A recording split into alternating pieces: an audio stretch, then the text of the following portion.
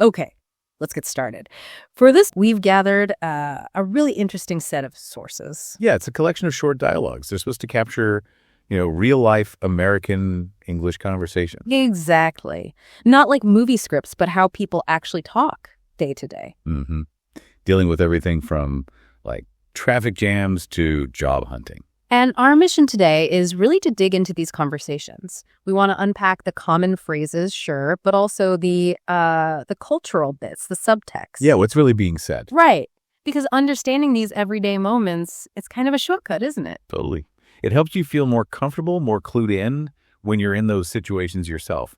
It's about knowing the practical language people use. So, these little exchanges, they're full of useful stuff. Let's dive in and see what we find. Sounds good. Okay. So first up, a lot of these dialogues touch on just managing daily life, logistics, timing, that sort of thing. Yeah, getting places seems to be a big one. Like, you hear people planning to leave early to avoid the traffic.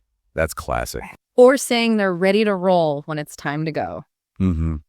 And the pressure, too. Someone needs to wrap up what they're doing. And if they don't, like if they get stuck in traffic, then the plan's off. Like, won't finish it tonight.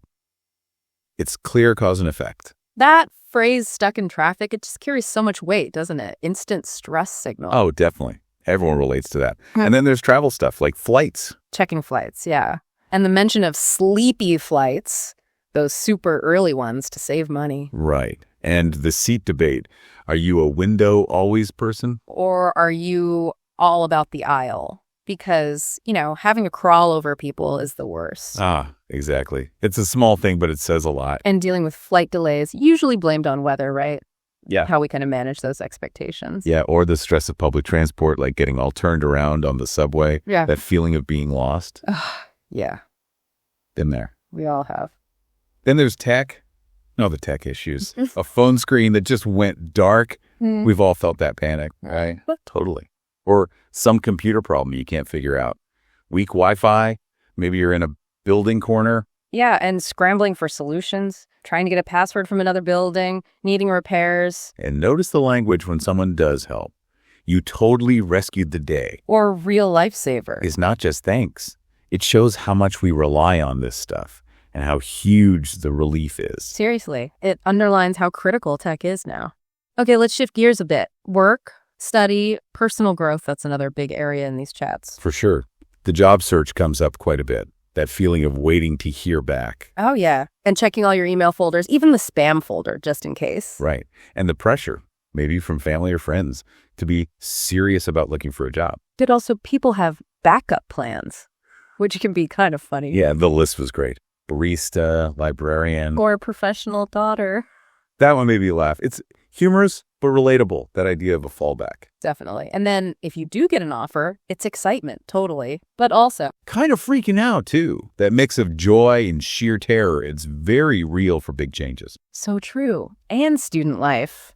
Loads of stuff there. Assignments due tomorrow. Which often means pulling an all-nighter. Such a student phrase, that one. Staying up all night, yeah. And the feeling when test scores aren't great, being disappointed in myself, You see that vulnerability. Then presentations feeling like you aced it or admitting you did mess up a couple of times, and getting advice, like maybe add some visuals. constructive feedback, and just that general pretty anxious feeling waiting for final grades. It really captures the ups and downs. It does. And asking for time off work, saying you're feeling under the weather instead of just sick. It's a bit softer, yeah. And needing a formal leave request, but then maybe the boss's understanding says, go home and take care of yourself. That shows the human element in the workplace. Finally, in this section, there's encouraging people to go for things. Right, like enter a dancing contest, telling someone to seize the moment. Or take the plunge. That's a good one, means committing to something, maybe a bit scary. Yeah, acknowledging the jitters, the nervousness, but pushing through, because if you don't try, you'll never know. That's a core message. And it comes up with starting a business too, weighing the risks. Is it too much of a gamble? Versus the idea that big risks can mean big payoffs. It's all about navigating those choices. Okay, so beyond work and study, relationships are huge in these sources. How people connect, support each other. Oh yeah, family stuff pops up. Like living in a full house, 6 people. Described as like a mini soccer team. Or even a circus. Yeah. But then, right after They that, got each other's backs always.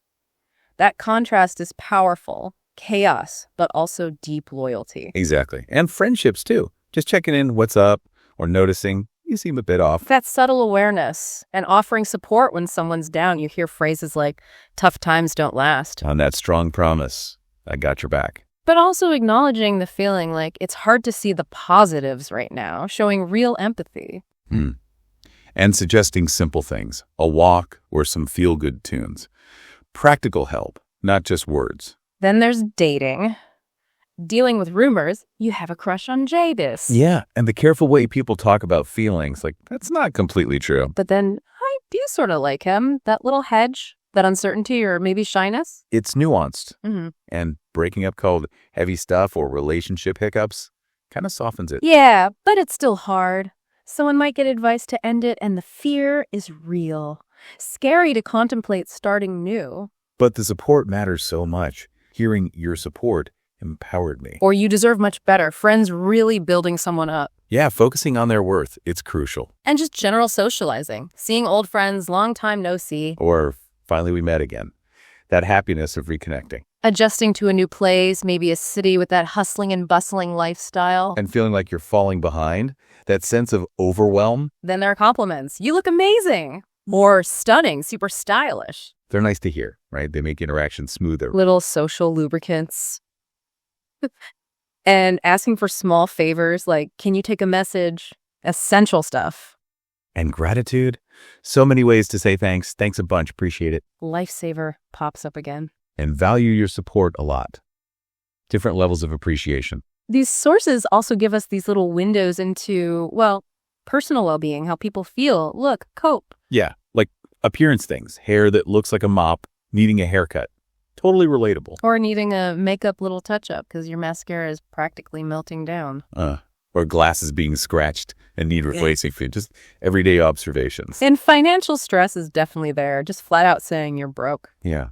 And the specific ways people save cash, like canceling Netflix and Hulu. But keeping HBO, that detail tells you something about priorities. It does. And the gift-giving dilemma. Suggesting, get us some socks. The safe, cheap option. Versus the fear of being chewed out for spending too much, maybe, or getting something wrong. And thinking about selling stuff, like a textbook or something, for quick cash. Common student move.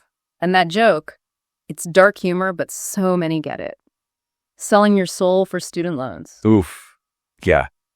Captures that feeling of overwhelming debt perfectly. It really does. And just the simple need for a break.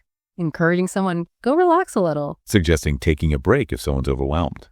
Finding time to unwind. These little reminders about self-care, they're important in the middle of everything else. Absolutely. And then there's the fun stuff. Food, hobbies, interests, what people enjoy. Food comes up constantly. Being starving, needing to munch on something. We all know that feeling. Specific cravings, too, like a big juicy burger with fries. Makes your mouth water just hearing it. Right. Or choosing restaurants based on the weather, hot pot, or maybe cold noodles if it's hot. Baking gets mentioned, baked a cake, chocolate flavor. And complimenting food, so yummy. Calling someone an amazing cook, that's always nice to hear. Definitely builds connection. And people talk about their food vibe, aiming for a balanced life. Planning meals with a meal lineup, sharing snack hacks, yogurt, nuts, veggie sticks. But also being real about challenges, like giving up fast food is hard. And the advice, baby steps, sensible. There's even that lovely detail about a secret ingredient, a secret spice in a family recipe.